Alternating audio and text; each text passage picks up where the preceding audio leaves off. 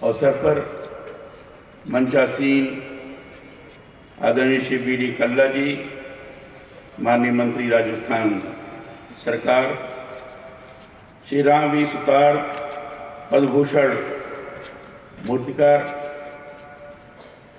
श्री हिम्मत शाह जी पद्मभूषण मूर्तिकार, श्री अर्जुन प्रजापति जी पद्मश्री, श्री गिरवर सिंह जी प्रमुख निर्यातक, और जिन्होंने काफ़ी लग करके इस कार्यक्रम को सफल बनाने में अपनी भूमिका अदा की है, श्रीमती अफरा कुच्छल जी, एग्जीक्यूटिव सचिव राजस्थान फोरम, और यहाँ उपस्थित सभी सम्मानित महानुभाव, बहनों, पत्रकार मित्रों, छायाकार बंधुओं।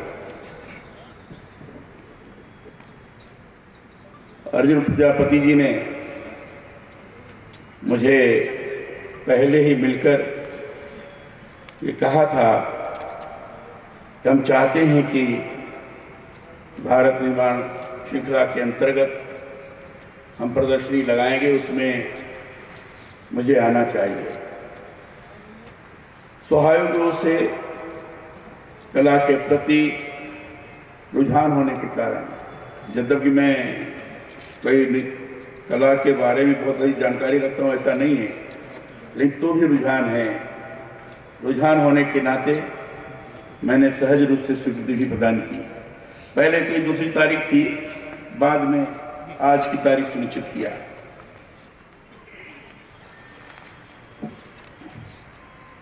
और यहाँ आकर मैंने पूरा जब प्रदर्शनी में देखा तो जिस तरीके से मूर्ति को जीवन स्वरूप प्रदान किया गया है, ये बहुत बड़ा वरिष्ठ कलाकार ही कर सकता है, जो उसके प्रति समर्पित हो, समर्पित भाव से प्रेरित होकर जब कार्य होता है तो निश्चित रूप से उसमें जीवंतता दिखती है। और इसलिए मैं कला को एक आध्यात्मिक विधा मानता हूं।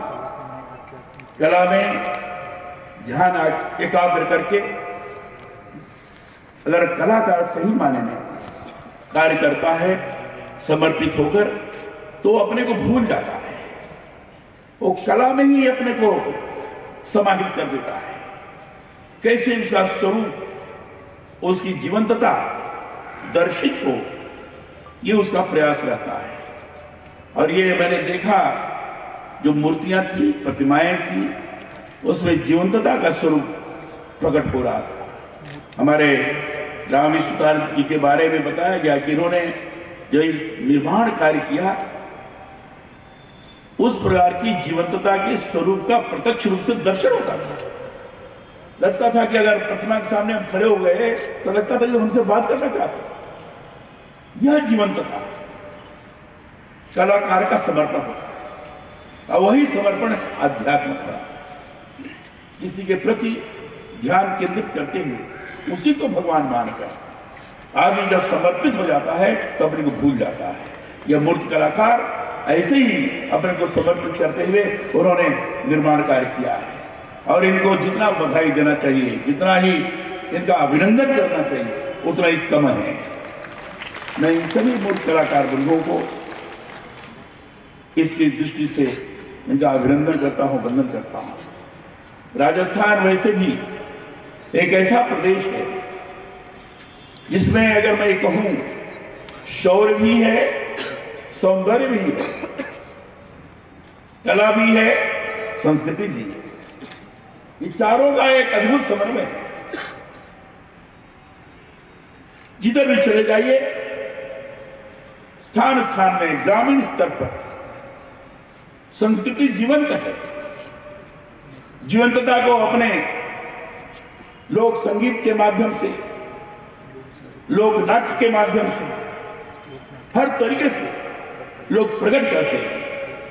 और इसलिए मैं कह सकता हूं, राजस्थान में संस्कृति को जीवंत रखने में महत्वपूर्ण भूमिका का निर्वाह किया है। और शौर्य का जहां तक प्रश्न है, महाराणा प्रताप या इस धरती पर रहने वाले वीरों को कौन नहीं जानता। यहाँ के माताओं ने भी, बहनों ने भी जौहर दिखाकर विदेशियों को, आक्रमणकारियों को स्तंभित किया। शौर्य का अद्भुत यहाँ दर्शन भी होता है। और राजस्थान तो सौंदर्य का प्रदेश है, सौंदर्य का प्रदेश है। जिधर जाइए, चाहे प्राकृतिक सौंदर्य हो, चाहे शारीरिक सौंदर्य हो। शौर्य के बाद शारीरिक सौंदर्य भी दिखता है, प्राकृतिक सौंदर्य भी दिखता है। यहाँ भौगोलिक विविधता है। एक तरफ बांसवाड़ा है जहां पानी बरसता है, एक तरफ मारवाड़ है जहां जैसलमेर जैसा मरुभूमि है। विविधता वाला प्रदेश है।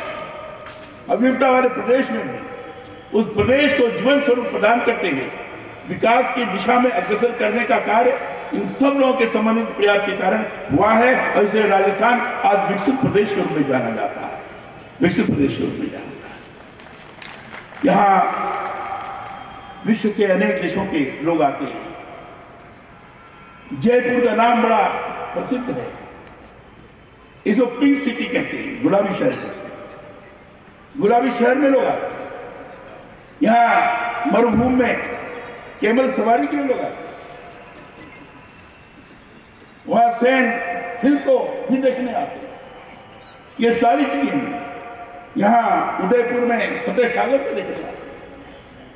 ये अनेक स्थानों पर जिस तरह से अभी रणथंभौर है, सरिस्का है, ये वन्य स्थल के कारण उस प्रसिद्धि है उसकी, उसमें भी लोग शेर का दर्शन करने के लिए आते हैं। तो कोई भी ऐसी चीज नहीं है जो राजस्थान प्रदेश में विद्यमान नहीं हो। और उसे विश्व के पर्यटकों को सर्वाधिक राजस्थान आकर्षित करता है। और उसमें जब कलाकारों के द्वारा, विशेष रूप से मूर्तिकारों के द्वारा, जब राजस्थान की जीवंतता को मूर्तियों के जरिए से प्रकट किया जाता है, तो स्वाभाविक रूप से जो आने वाला पर्यटक है उस मूर्तियों को लेने में गौरव का अनुभव करता है। उस उदारे मूर्तिकार ने, ये हमारे हिम्मत शाह ने बनाया, ये हमारे रामी ने बनाया, ये हमारे अर्जुन प्रजापति ने बनाया, और यहाँ छोटे छोटे कारीगरों ने बनाया। स्वाभाविक रूप से लोग उधर की तरफ आकर्षित होते हैं। बहुत बड़ा स्थान है। अभी मैं उदयपुर में गया था शिल्प महोत्सव, और वहां हमारे कलाकार अद्भुत कार्य दिखा। तो इसलिए राजस्थान विविधताओं में भी अद्भुत प्रकार की एकता का दर्शन कराता है। और राजस्थान जो संपूर्ण हिंदुस्तान का अगर सिंबल है तो कहा नहीं जा सकता, तो अतिशयोक्ति नहीं होगी। इसलिए ऐसे राजस्थान प्रदेश में अगर हमारे मूर्तिकारों ने ये सोचा, विशेष रूप से हमारे अर्जुन प्रजापति जी ने सोचा कि आने वाले पीढ़ी को पता नहीं कि भारत का पहले प्रधानमंत्री, दूसरे प्रधानमंत्री, तीसरे प्रधानमंत्री कौन है, तो इनको कष्ट हुआ।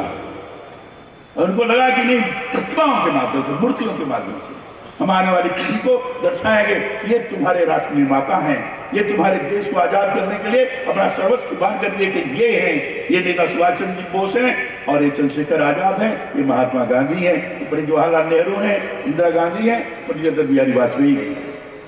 ये सारे प्रतिमाओं के माध्यम से ये स्वाभाविक रूप से इतिहास का भी जानकारी कराने का प्रयास इन्होंने किया है। भारत निर्माण श्रृंखला के अंतर्गत उस इतिहास को भी प्रतिमाओं के जरिए से जीवंत करने का जो इन्होंने अभियान छेड़ा है, मैं इनका बहुत बहुत इनको बधाई देता हूं, बहुत बहुत बधाई देता हूं। और ये श्रृंखला लगातार बनी रहे, जहां स्वतंत्रता संग्राम सेनानियों का, भारत के राजनेताओं का, वहीं भारत के समाज सुधारकों का भी, भारत के विभिन्न क्षेत्र में जिन्होंने विशेषता प्रदान की है उसका भी, राजस्थान में जिन्होंने अपना सर्वस्व अर्पित करते हुए हर प्रकार की कुर्बानी दी है, क्या पन्ना धाये होंगे, ऐसे लोगों का भी निश्चित रूप से प्रतिमा होनी चाहिए। ये पता लगना चाहिए कि सभी क्षेत्र में श्रेष्ठता प्राप्त करने वाले अमुक अमुक रहे हैं, जिसके कारण भारत का नाम दुनिया के अंदर प्रतिष्ठित हुआ है, गौरवान्वित हुआ है, इन सारी चीजों की प्रतिमाओं को भी उनकी जीवंतता प्रदान करते हुए उनके द्वारा इतिहास प्रत्यक्ष रूप से आने वाले पीढ़ी को दर्शाने का प्रयास करें तो मैं समझता हूं बहुत ही बड़ा लाभ होगा। और जो उनकी मंशा है उस मंशा के अनुरूप आने वाली पीढ़ी जानकार बनेगी, उसको पता रहेगा कि हाँ ऐसा ऐसा हमारी गंगा है। ये इस दिशा में हमारे अर्जुन प्रजापति जी और उनकी टीम पूरी काम कर रही है। इसके लिए मैं उनको बहुत बहुत बधाई देता हूँ। और आज का जो एग्जीबिशन है, जो प्रदर्शनी है, निश्चित रूप से सब लोगों के देखने योग्य है, देखना चाहिए। कल्ला जी से इन्होंने आग्रह किया था कि जरा इसको और समय बढ़ा दें, और कल्ला जी इस पर विचार करें क्या करना चाहिए। मैं समझता हूँ कि इस दिशा में, क्योंकि जवाहर कला केंद्र बुक रहता है, बहुत सारे कला के कार्य होते रहते हैं, इसलिए करना ही जाती है। तो भी इन्होंने अपेक्षा की है, तो इसका लाभ है, उस लाभ को ध्यान में रखते हुए उस दिशा में चीजें हों तो ज्यादा अच्छा होगा। इतनी बात कहकर आपने मुझे बुलाया, इसके प्रति आभार व्यक्त करते हुए और आप सब लोगों को प्रणाम करते हुए अपनी बात समाप्त करता हूँ। बहुत बहुत धन्यवाद।